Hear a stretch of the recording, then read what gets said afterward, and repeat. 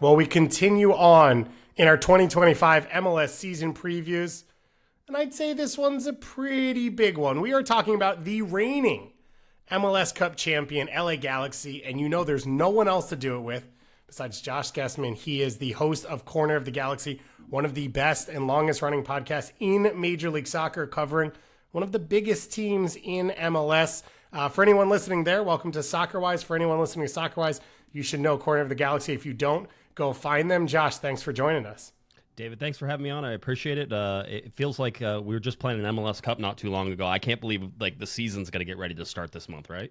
Let's talk about what went down, though. I was in LA for it, and the question I wrote down on the rundown is, Race to Seis is done. Yeah. It's difficult to predict what the next acronym, what the next rhyme will be. I will say it happens organically. Eventually, it will be settled on. I have, seven is heaven is one of those that is sort of there. I'm not saying that's the one. Please, I don't want to get yelled at. People will decide what it is, but we'll eventually, as a group, as a community, figure on something. Just like El Trafico got its name. The race to seven here will certainly get something. It is nice to be able to get off the Seis part, though. It was a decade. What did it mean? What has the last few weeks been like? What was the fallout of the final? Yeah, it was.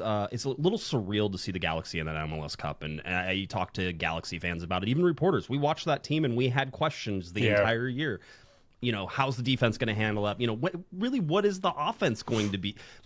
You didn't know. I mean, I was just talking to a co-host, Kevin Baxter from the LA Times, and we were talking about last night, and we were saying we were here exactly at this point last year, and we had all these questions about Dejan Joveljic. Could he be the guy? Come on, he can't be the guy. The Galaxy are going to need another striker. You're like, well, is Joseph Paintsel any good? Is Gabriel Peck any good? We had all these questions going into the offseason, or into that first game, and then you start to see these guys put together, and, things slowly built there, but the Galaxy from day one sort of had a pretty good time, but because of the PTSD over the 10 years, and I'm sorry for Red Bulls fans whenever I talk 10 years and all the stuff that's going on, but because of that, I think there was always question marks throughout it. And maybe in the last 10 games, we got some more answers, and that sort of led to that run, but a little surreal to see it happen. And it's sort of surreal just in the way that the Galaxy traveled through those playoffs. Galaxy fans love it, but I would be lying if I didn't say they're already panicking because there's, people moving, players going different places. The team has been pulled apart if you talk to some of them.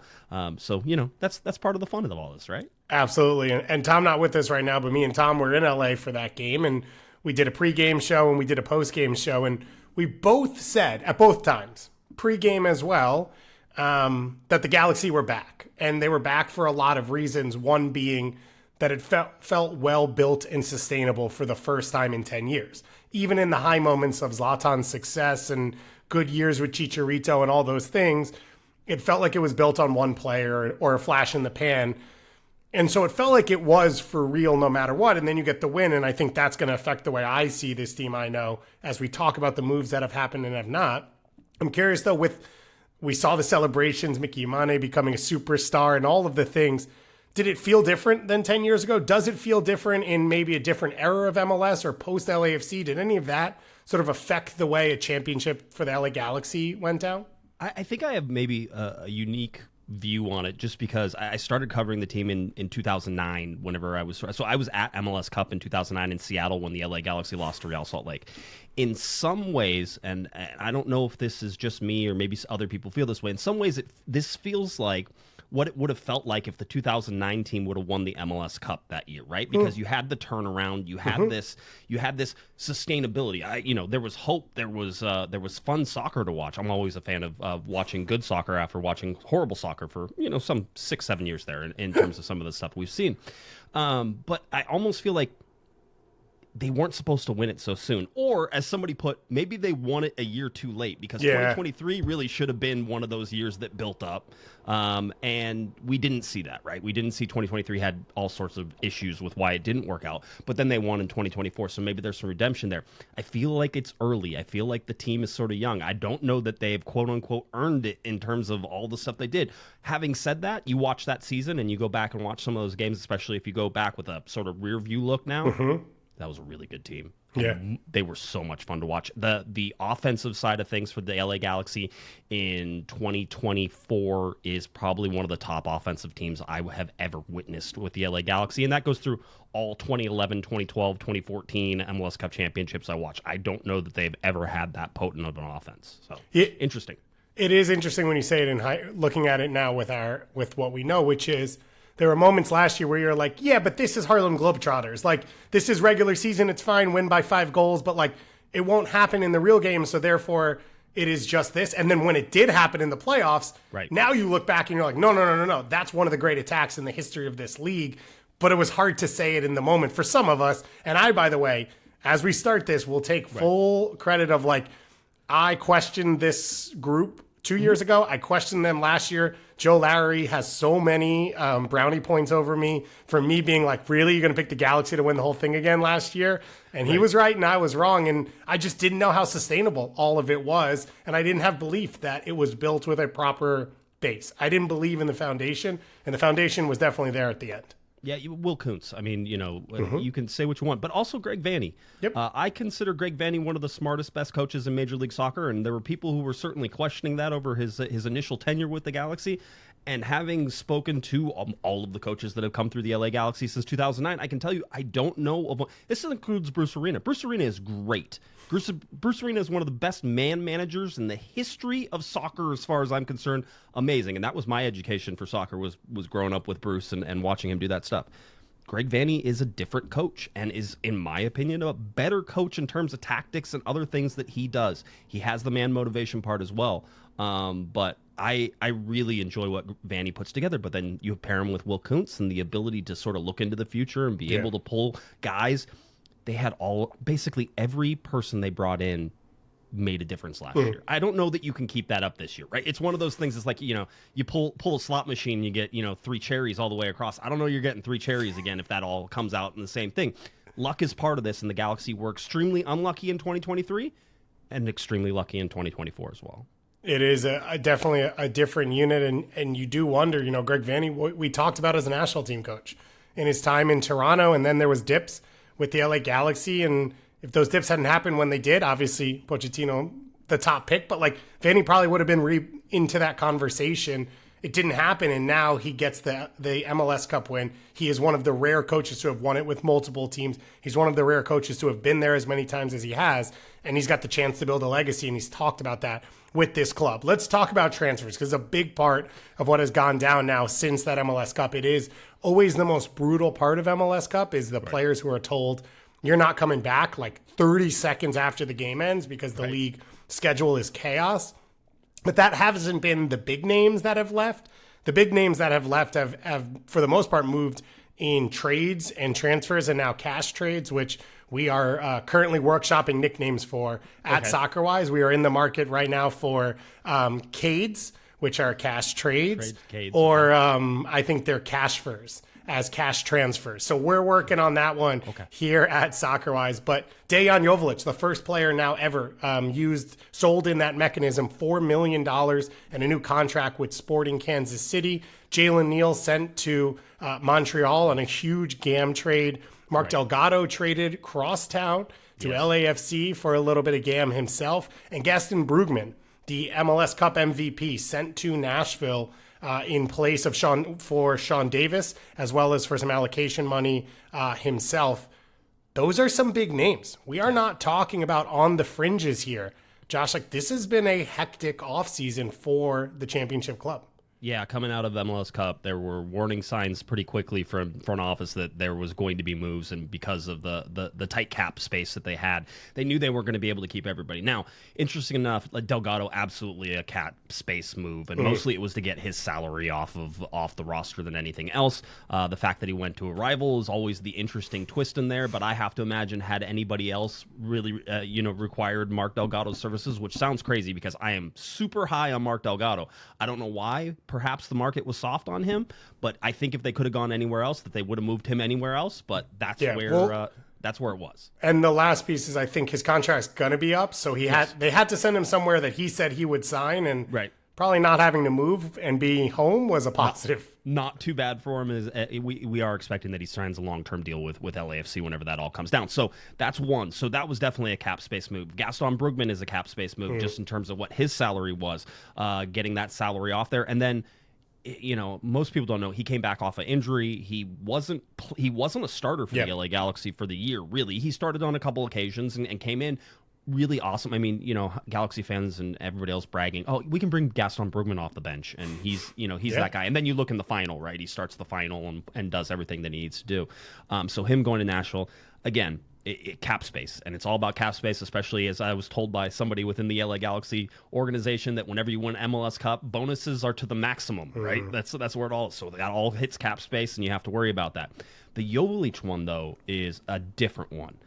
Yes, some cap space considerations, certainly. He was a U22, timed out of the U22, so now all of a sudden he's going from like a $200,000 cap hit up to, basically a $700,000 cap hit. So again, $500,000 in addition. And that means, as it was explained to me, dude wants a raise. He absolutely wants a raise. He did what he said he was going to do. He wants that next contract. He wants to do all the things. His contract's up. But the Galaxy are like, we have to pay him, quote unquote, pay him $500,000 more without us even negotiating a contract, right? So it's like, do we have the space? I don't think they had the space. One, they didn't have a designated player spot. We knew that. And whether or not they could have kept him for max TAM is certainly up in the question mark, but I don't know that they had that, or whether they wanted to sort of invest that in him if that was the case, right? Amazing guy, super lucky. Sporting Kansas City is going to love him. But that one's a little less cap space and a little more long-term. What are you going to do with the contract? But now you're looking at significant impacts to the starting lineup, and just with Riqui Puig and the season-ending, or excuse me, Riqui Puig and the injury, not season-ending. Yeah. Riqui Puig and the injury that happened right before the final, and then you have Mark Delgado, who was the stalwart there in the center, and Greg Van, the incarnation of Greg Vanney on the field. Those two think alike, act alike, talk alike. They are basically twins, and they've known each other for a very long time. So not having that's an impact on the starting lineup and how that goes. There's a lot of Galaxy fans who are panicking, and I get it, 100% get it, David, but it's also a little bit like high school, and you fall in love with the first girl you see, and then then she breaks your heart, and then the next week you're in love, fall in love again. Yeah, give it time, let it go. Tyler Boyd was sort of on the same thing last year. It was sort of like, oh, how could they get rid of Tyler Boyd? And it's like, a little bit while longer, everybody's like, they're like, Tyler Boyd who, right? So, and that's unfair to all those players because they all had dramatic impacts on the LA Galaxy. But the bottom line is, new season, new players. Somebody has to win a cup again, and there's 30 teams going after it. These moves, very much as you said, the league is not built for winners. The league is not built to be good and great and then be the best. The league is built for you to be great and then pulled back down to the rest of the pack so that everyone else can build back up and have a good year and then get pulled back down to the pack. And it's really one of the unfortunate things about the way MLS is structured. And we've heard Garth Lagerwey complain about it. We've heard the Seattle Sounders complain about it. They went to a Club World Cup. They got zero mechanisms to make their roster any better to go and play in a competition teams have never played in before. And so, as you said, when you win, it becomes really difficult. We talked about Will Kuntz. We talked about Greg Vanney, the trust there. The way these moves have come about have very much put me in the mindset of, okay, this is a 3 to 5 year span that they want to be competitive. It is not a team maybe that will go back to back. Right. But to get Joveljic, to get something for him before his deal is up, to get something for Delgado before his deal is up, to get a younger player for Brugman who can at least be around the margins and be useful. Right. All of those are moves that help put you in a spot to make the next move and be competitive next year or in 2 years. And that doesn't mean that this team can't win this year, as you said.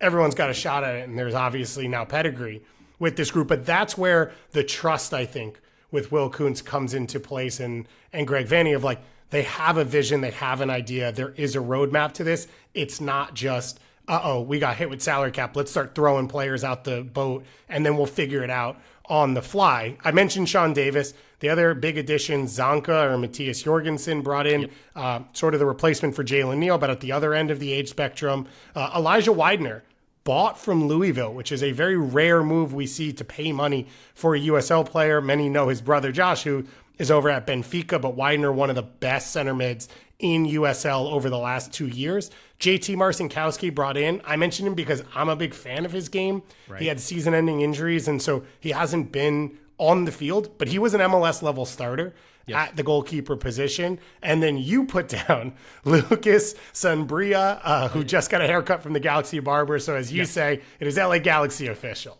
Yeah, I mean, that whenever you go visit Manny the barber and you get the cut and there's a picture, you know the announcement's coming. So Sanabria comes in, 21-year-old Uruguayan. He's listed as a defensive midfielder, and everybody keeps saying he's a defensive midfielder. The Galaxy don't see him as a defensive midfielder; they see him as a box-to-box type. And if you watch some of his stuff, before I even knew he was a DM, I watched some highlights, saw some stuff. I'm like, cool, box-to-box guy. Seems like sort of fun to look at. Galaxy, for once, tend to agree with me. That's good. So they're looking at him as like a Brugman replacement, as maybe a Delgado replacement, that type of thing. Vanny also talking about Edwin Cerrillo, who had a really good year last year, about possibly pushing him further higher, right, and letting Sean Davis sort of play more of the six, because Vanny was pretty set, at least early on, first press conference, that Davis was going to play a 6 role, and that maybe Cerrillo would play more of an 8 or something like that. So big question marks around that, but Winder is like my favorite. This is like a diamond in the rough, and you can't even say that. The young player of the year in USL Championship, I mean, you're not surprising anybody, but the Galaxy paid $400,000 for him. Yeah. This is like, that's an extreme amount of money to go from USL Championship to, MLS, and it just felt like, we have a sort of a jingle that we play on our podcast called "Cooking with Kuntz," right? And it's like cooking with Kuntz, right? Like that type of thing. This is a cooking with Kuntz moment. This is, hey, we saw this guy, and if you go and you start like doing some analytics and you start seeing the charts, like Winder keeps showing up on these little outliers, and you're like, oh, they saw something. That's what they saw, and they're bringing him in. Central midfielder was, I think, playing there in the preseason so far. There's a game on Wednesday, so we'll find out sort of where he's been playing. We haven't been able to see anybody, but at least initial things I'm high on. That could be one of those moves where it's like, we talked about them pulling the handle and all the cherries going up. That could be a cherry move, and so we'll see whether or not Winder sort of can prove that. Young, at USL Championship, now you come up and play at the big level. This is it. Got to prove it, but seems like he might have the mind in the game for that. And it's not like for like, because, things change as time goes along, but Diego Luna was bought from USL for $250,000. So $400,000 is one of the biggest moves we've ever seen from USL to MLS. And it is for, as you said, a young player with a ton of promise who started for a Louisville team, who plays meaningful games week in and week out. Yes. He is a physically dominant force in central midfield. He is different than Cerrillo and Sean Davis. And I think having that change of pace could be really interesting for this team and for this club. Because of winning MLS Cup, LA Galaxy qualified for CONCACAF Champions Cup. They have a bye in the first round. Right. They will face off against the winner of RSL or Herediano in the second round. And being a good team in the playoffs, it means the Galaxy will play in Leagues Cup. So no Open Cup for the LA Galaxy this year. Let's take an opportunity now to get some words of wisdom from our wise sage, who is Matt Doyle. I've been calling them our Doyleisms. So now we get a chance to sit at the foot of the legend, and then we'll react off that. Even without Riqui Puig, I just think the Galaxy are going to be really good. The midfield works, even replacing Mark Delgado with an inferior version of Mark Delgado and Sean Davis. I still think the midfield works because they'll just be defensively sound. They won't turn it over in bad spots. And then they have Marco Reus or Diego Fagundes to play as kind of a true 10 in that 4-2-3-1. And then even after selling Dejan Joveljic, the number 9 is going to be fine, man. You put any human being with 2 working legs, up top with Gabriel Peck on one side and Joseph Paintsel on the other, they're going to get you 12 goals. So I think the Puig thing hurts in maybe the biggest games, but I think over the course of the season, they're equipped to handle that, especially because of how they changed their defense down the stretch and into the playoffs, with Emiro Garces getting the starting job alongside Maya Yoshida. And Garces was what this team needed, his ability to put out fires in behind, to run step for step with a player like Jordan Morris in the open field, which we saw in the Western Conference Final. That was irreplaceable. And you saw it in the numbers, not in terms of just goals, but expected goals that the Galaxy allowed. I think this team, they're not going to win CONCACAF Champions Cup. They're probably not going to be over 2 points per game or anything midseason, but they're going to be in good shape, and they're going to get Puig back, and then they're going to be able to push down the stretch and into the playoffs. And I think they're going to be dangerous again. So no worries, really, for the LA Galaxy heading into 2025. Mm-hmm. Let's start with the big name. Let's start with Riqui. Yeah. He's saying no worries. We don't know the timeline exactly. What are the expectations? I've brought up the season-ending injury list multiple times on Soccerwise. Tom's kind of batted me down, and that's still outside of the question. It seems to be.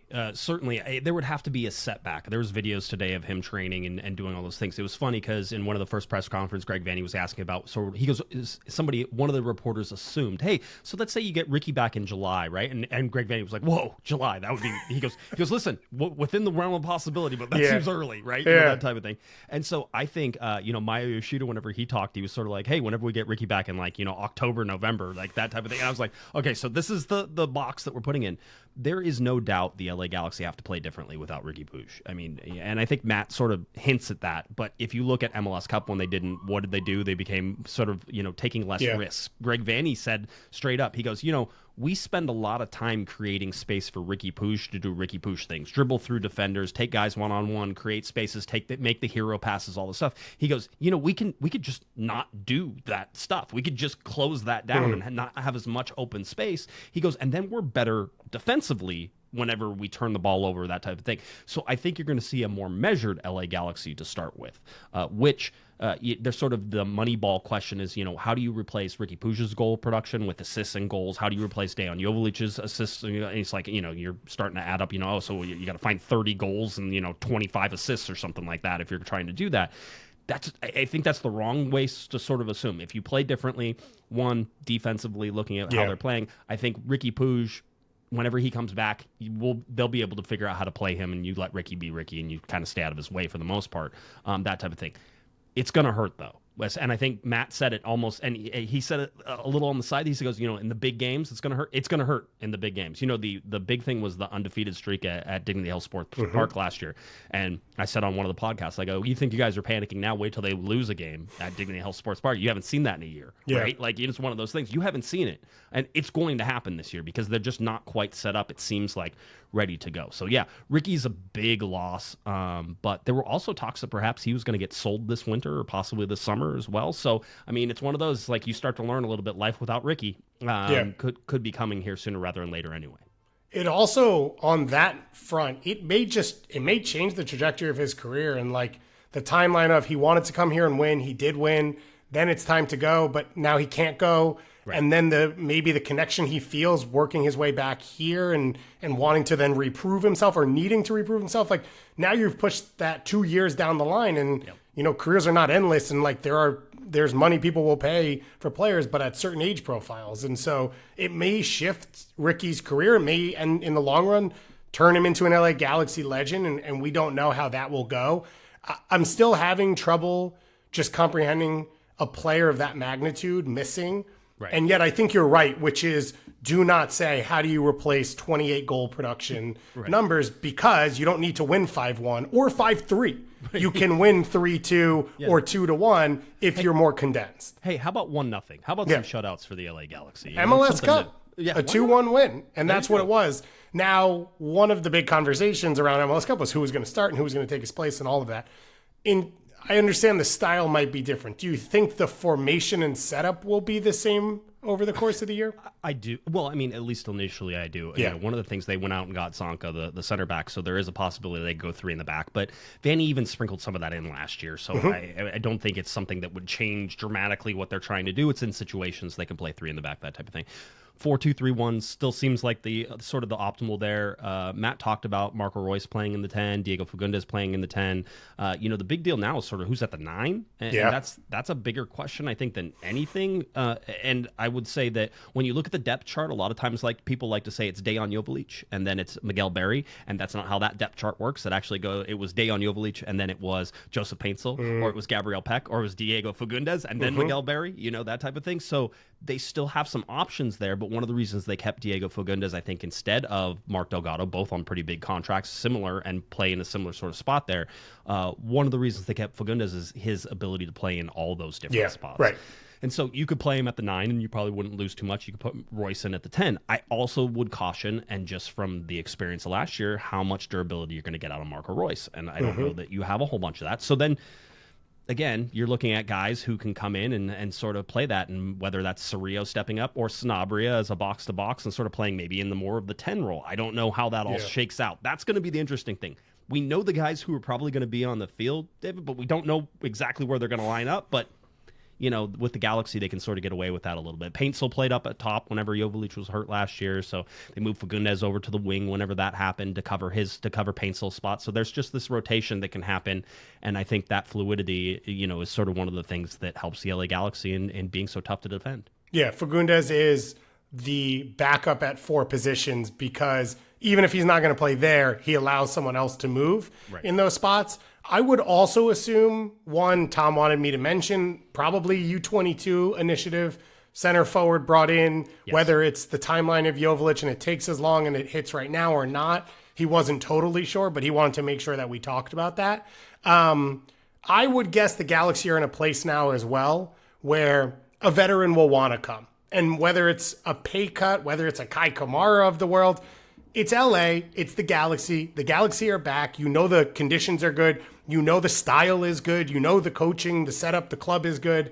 Like, there are going to be, I think, a decent amount of people who say, I've made the money. I want to go where I want to go. And the LA Galaxy seem like an attractive spot to be, where you can look at someone and say, by the way, you can also get the starting spot for a good number of months or a year at this club.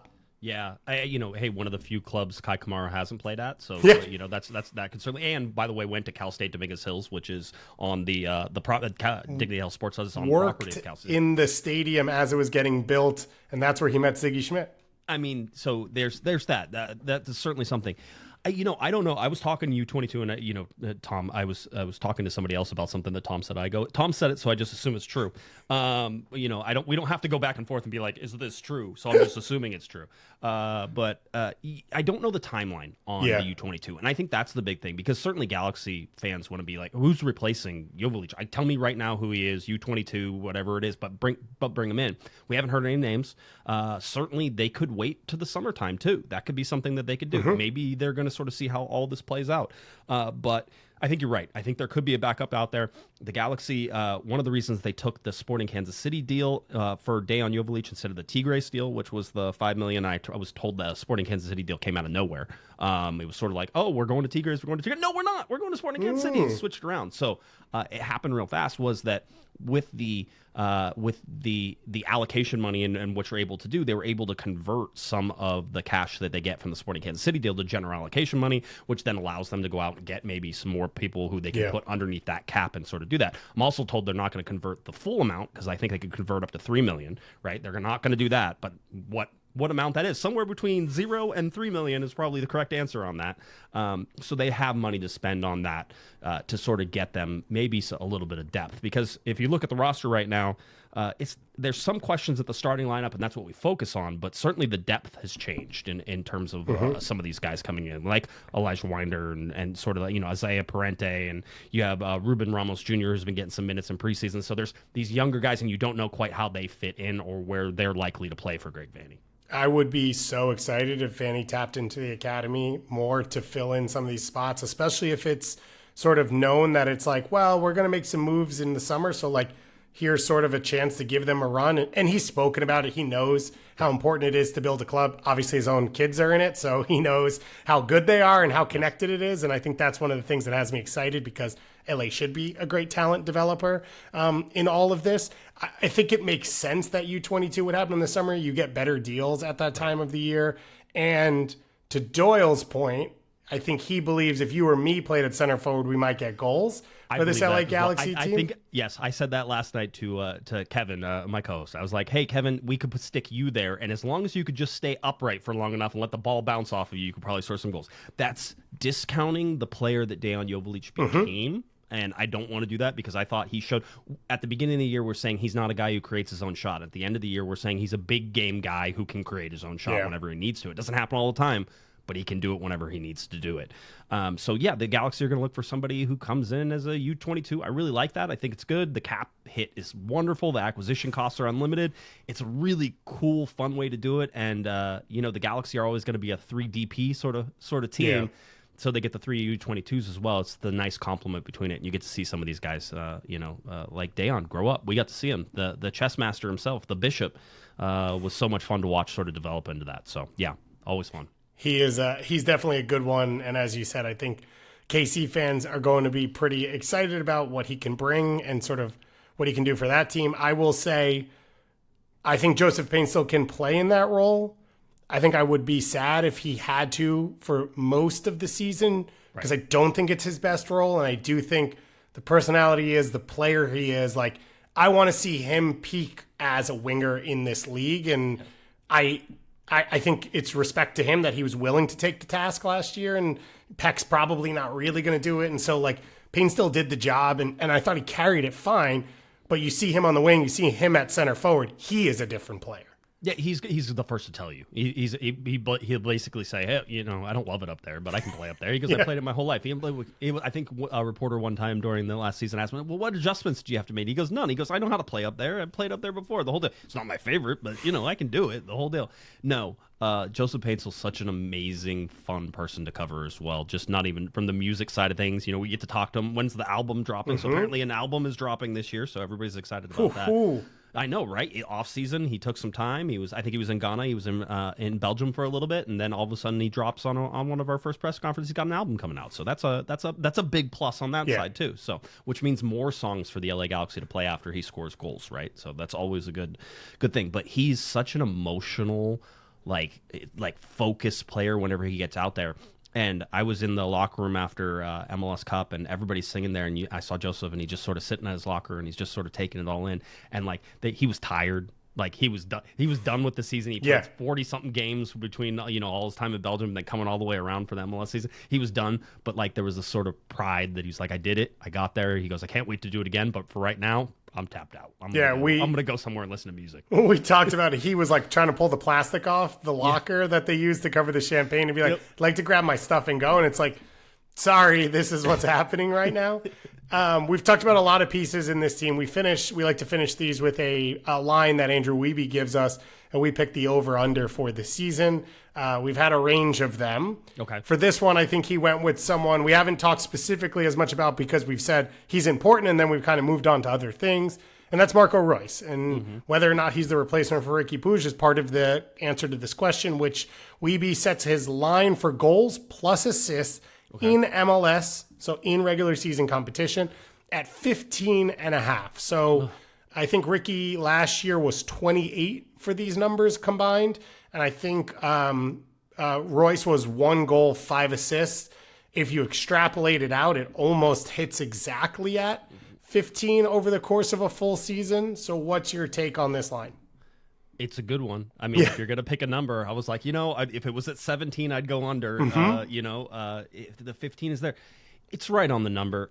I think the big question mark, again, I think we said it a little bit, is what's his durability? Yeah. Because he was injured even in the games that he played for the Galaxy down the stretch. And I don't need him, and I don't think Greg Vanney needs him or Will Kuntz needs. The Galaxy don't need him to be the superstar. They don't need him to replace Riqui Puig. They just need him to sort of be that solid veteran that still has that bit for creativity. And so I think the assist numbers are going to be there for him. Putting balls back in behind for Paintsel or Peck is sort of going to be the thing Riqui Puig did so well. I think Marco Reus can sort of do. So I think the assist numbers are going to be there. I'll say over only because I think he'll end up getting 10 assists and 6 goals, and he has his 16. And he's a happy camper and all of that. And I think that factors in even him not playing all the games because I don't think you can count on him to play all the games. But I think Greg Vanney's going to be smart with him. I'm interested to see, we have games coming up on Wednesday and Sunday at Coachella Valley Invitational. I'm interested to see go out there and just see how everybody is sort of lining up and what he's doing. And Greg Vanney is one of those guys who's sort of like preseason doesn't really matter, and we're just going to make sure that the guys get out there and play, and they're, developing some relationships, but we may not even play him in those positions. It's one of those. So I don't know that we'll know anything until the 23rd when they face San Diego. But we're gonna we're gonna try to figure some of that out. But I think Marco Reus is such a fun guy to cover as well. Really interesting sort of look at soccer and how he sees the field and how he sees Major League Soccer. And I think he was on one of his blogs, because he has a blog. Everybody has a blog, right? I did not know that. Yeah, he has something. Somebody goes up to him and talks to him all the time, and I see videos of it all the time. And so he was out cruising the boardwalk, I think in Newport Beach. So he's out riding his bike on the boardwalk, and they're asking me, he's like, MLS rules are they're so confusing, right? And the whole day, I'm like, yeah, been there, Marco. Tell me about it. 100%. Yeah. So yeah, just interesting to see his take on Major League Soccer and how it goes into travel and all the fun stuff like that. It does. He has good takes on all of that stuff. Tell him if he ever wants. Soccer-wise, we are the only place you can get an MBA in GAM, TAM, and potentially cash first or CADES or whatever we end up calling it. I'm going to go over with this line as well. One of the things I think is discounted is just when a European player comes to MLS, they've played 18 straight months. Now, Marco Reus is a player who's historically never been fully healthy. But I just wonder, like, this is the longest offseason he's ever really had. And you said it, he's not going to be pushed because he doesn't have to be. Right. But I actually think the schedule may roll out in a way in which it's easier for him. If he's not playing UEFA Champions League midweek and, Polka Cup into Bundesliga games, like, this might actually be a really comfortable spot for him. And if he's not starting, what we saw last year is he's more dangerous. Like, he kills teams in the final 20 minutes because, like you talked about, Marco Reus is sitting there watching a team play. And so he has ideas when he steps on the field of where he can hurt a team, what they've looked like, what the shape has been like, and he's fully fresh when other teams are not. And so I think even if he's not the full-time starter there, or even if it rotates around a bit, I think he's still going to put up numbers, and I'm going to put him over for this one. But like you said, this is the line. Like, this is the expectation, which is at a minimum what he did last year, extrapolated out into a full season. And both of us are saying it's not going to be what Riqui Puig does. It doesn't have to be what Riqui Puig does, and it can still be really successful, and it can still be a really special season. Thank you for taking the time to chat with me about this. We have to do this again soon. And once again, if you're listening to Soccerwise and you don't already listen to Corner of the Galaxy, you should do so. Search for them. Follow them on all social media channels. It's the best place to follow the LA Galaxy. And if you're listening there, welcome to Soccerwise. We're live twice a week talking MLS with Tommy Scoops. We cover NWSL as well. So if you're an Angel City fan or an NWSL fan at all, we cover that league as consistently. And we're excited for a new season, our first here, covering these leagues full time. And hopefully we'll see you back in Carson in 10 months, 11 months, and we'll do it all again. Kendrick Lamar blasting in the background and Budweiser planes going overhead. Yeah, as Will Kuhn said, run it back. That's the gem. Run it back again. So there we go. There's the line. We don't need a 7. Just run it back on the way to 7. So we'll talk to you all again very, very soon.